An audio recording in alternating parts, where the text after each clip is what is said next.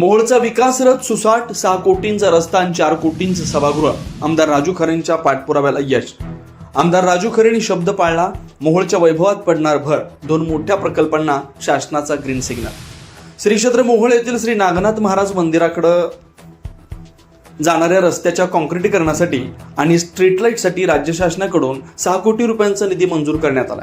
आमदार राजू खरे यांनी राज्याचे उपमुख्यमंत्री आमदार एकनाथ शिंदे यांच्याकडे सातत्यानं केलेल्या पाठपुराव्यामुळे हा महत्त्वपूर्ण निधी प्राप्त झाला. भाविकांची अनेक वर्षाची गैरसोय आता दूर होणार आहे. भाविकांच्या सुरक्षेसाठी ऐतिहासिक निर्णय. श्री क्षेत्र मोहोळ हे नागनाथ संप्रदायातील एक मोठं श्रद्धास्थान आहे. राष्ट्रीय महामार्ग क्रमांक 65 शेजारील स्मशानभूमी ते नागनाथ मंदिर या रस्त्याची अवस्था बिकट असल्यानं भाविकांना दर्शनासाठी जाताना मोठा त्रास सहन करावा लागत होता. ही बाब लक्षात घेऊन आमदार राजू खरे यांनी उपमुख्यमंत्री एकनाथ शिंदे यांची भेट घेऊन निधीची मागणी केली. रस्ता अनुदान योजनेअंतर्गत या 6 कोटींच्या निधीला मंजुरी मिळाली. यामुळे भाविकांमध्ये आनंदाचं वातावरण आहे.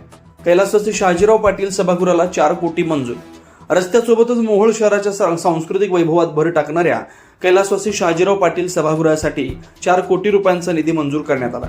शहरात एकही अद्यावत सभागृहाची सोय नसल्यानं अनेक वर्षापासून ही मागणी प्रलंबित होती.